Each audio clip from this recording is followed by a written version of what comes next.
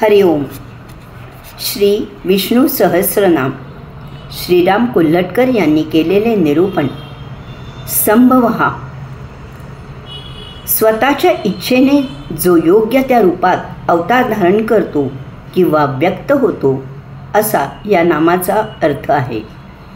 योग्य त्या रूपात असे जेव्हा आपण म्हणतो तेव्हा त्यामध्ये योग्य वेळी योग्य त्या काळी अवतार घेणे या दोन्ही गोष्टी अनुस्यूत आहेत. राम अवतार, कृष्णावतार, परशुराम अवतार या अवतारांमध्ये प्रामुख्याने दुष्टांचे, दुष्ट प्रवृत्तींचे निर्दालन, संहारात्मक कार्य दिसून येते.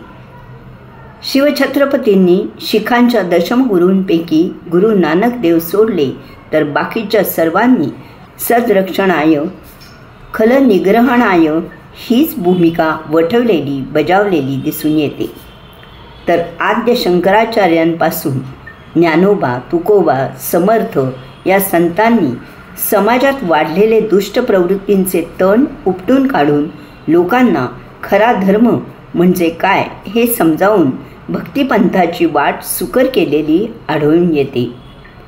सर्वसामान्यांना भक्तिमार्ग समजावून सांगण्यासाठी संस्कृत भाषेतील ग्रंथ प्राकृतात आणले. ज्ञानेश्वर महाराज, एकनाथ महाराज यांनी तर यासाठी त्या काळच्या शास्त्री पंडितांचा रोषही फुटकारला.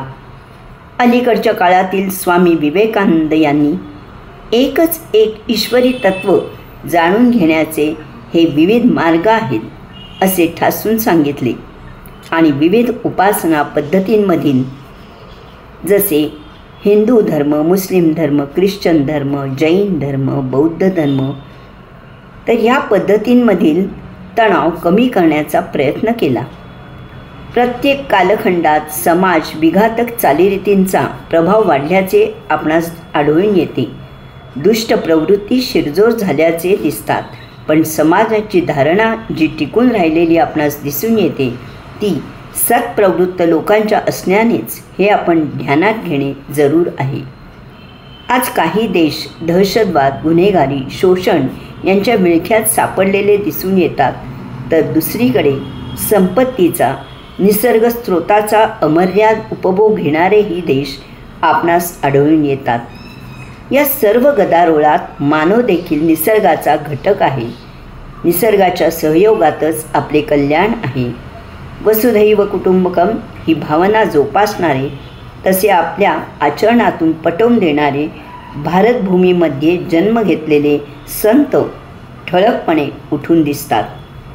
संभवहा या नामाचा अर्थ सार्थ करणारे ज्ञानोबा, समर्थांसारखे संत आपणास विकसित देशामध्ये आढळतच नाहीत असे म्हटले तर वावगे होणार नाही.